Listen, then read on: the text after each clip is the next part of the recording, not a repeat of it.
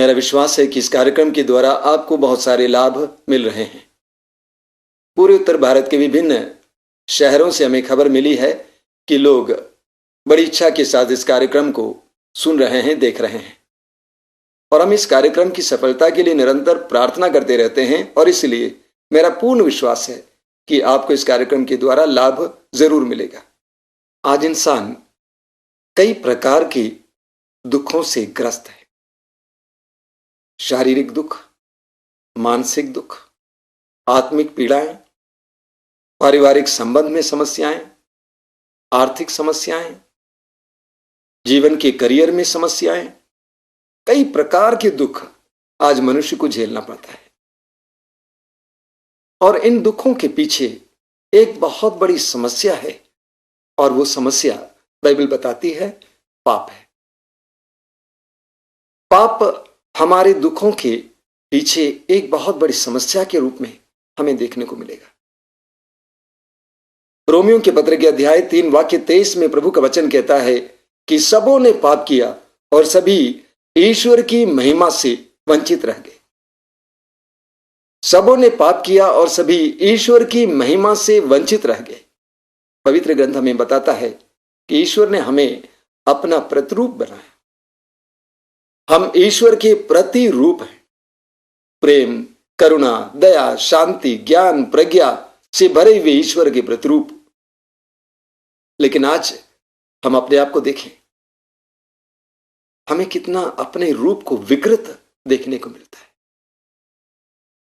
पाप हमारे स्वरूप को बिगाड़ देता है।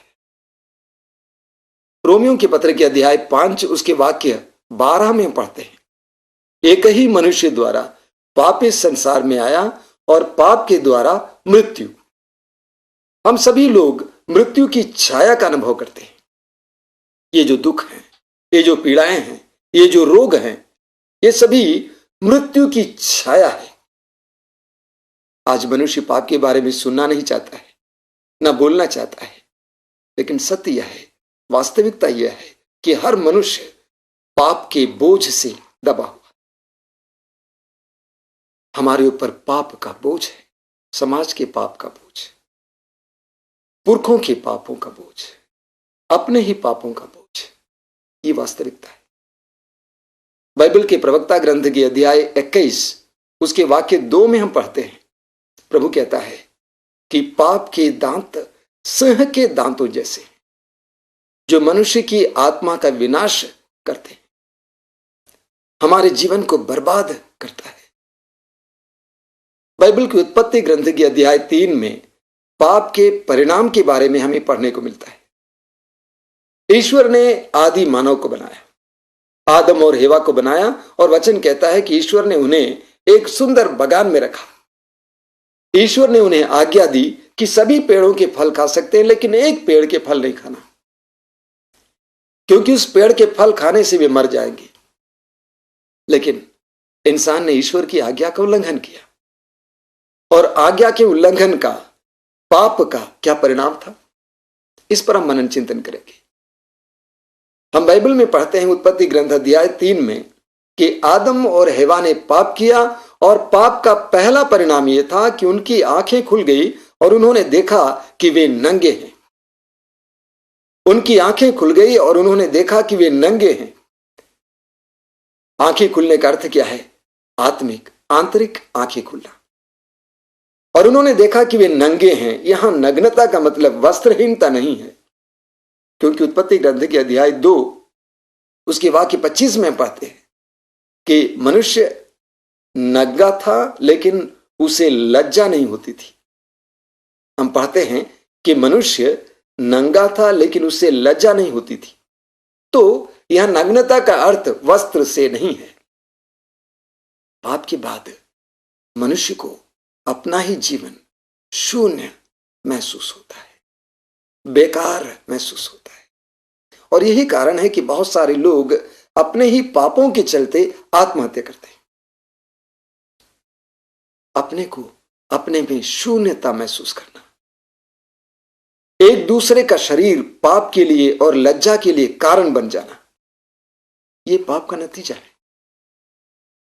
और दूसरा अनुभव जो मनुष्य को हुआ वो यह है कि वो डरने लगता है ईश्वर से।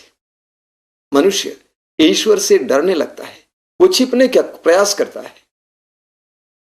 वही ईश्वर जो आज तक उसके लिए आनंद का कारण था, पाप के बाद मनुष्य के लिए एक डरावना व्यक्ति बन जाता है और ईश्वर से बचने का प्रयास करता है, ईश्वरीय बातों से भाग जाता है, ईश्वरीय उपस्थिति से भाग जाता है, अध्यात्म से भाग जाता है। पाप कितना भयानक है, कितना भयंकर है। वो हमारे अंदर की जो आत्मिक चेतना है उसे नष्ट कर देता है। और तीसरा अनुभव है कि मनुष्य छिपने लगता है। बाइबल में हम पढ़ते हैं कि मनुष्य पाप के बाद पेड़ों के पीछे छिप जाता है।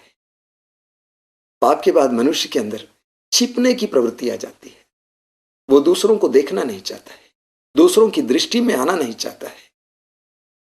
पाप कितना भयंकर है, वो हमारे अंदर की आजादी को, स्वतंत्रता को छीन लेता है। इतना ही नहीं, मनुष्य पाप के बाद एक दूसरे पर दोष आरोपण करने लगता है।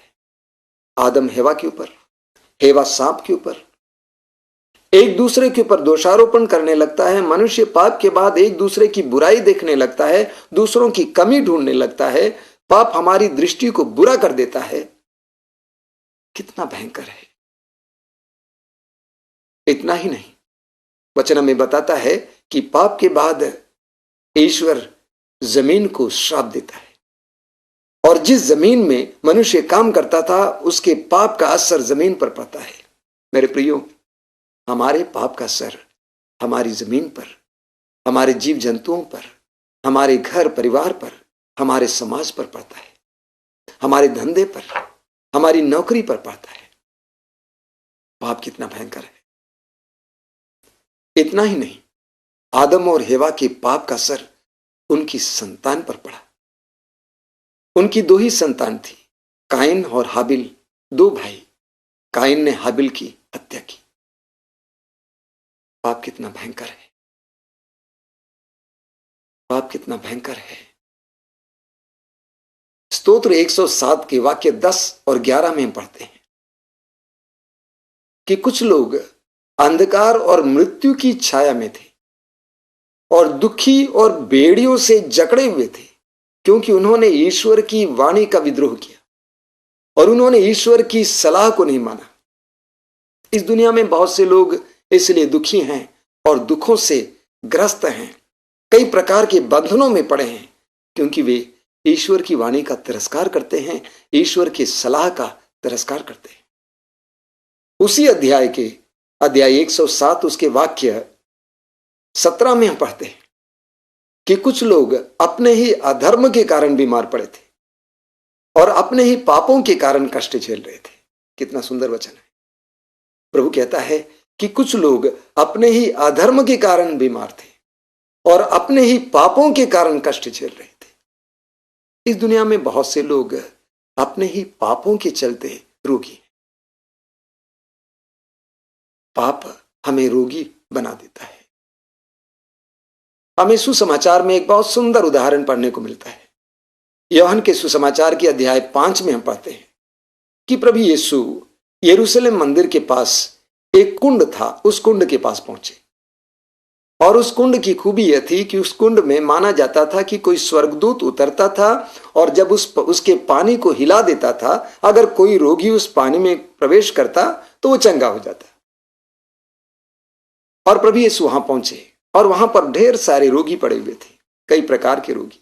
प्रभु यीशु ने देखा कि एक व्यक्ति जो 38 वर्षों से बीमार पड़ा था, प्रभु यीशु उनके पास आए और प्रभु यीशु उनको चंगा कर देता है। उसी वक्त वो उठ खड़ा हो जाता है और अपना खाट उठाकर घर चला जाता है। वो यीशु को पहचान नहीं पाया, लेकिन यीशु ने उसे पहचान लिया था, जान लिया था। सुसमाचार में हम पढ़ते हैं यूहन्ना अध्याय 5 वाक्य 14 में कि प्रभु यीशु उस व्यक्ति को मंदिर में देखते हैं और प्रभु यीशु उनके करीब जाते हैं और कहते हैं, देखो तुम चंगे हो गए हो, आगे पाप नहीं करना, वरना इससे भी बड़ा संकट तुम्हारे ऊपर आ पड़ेगा।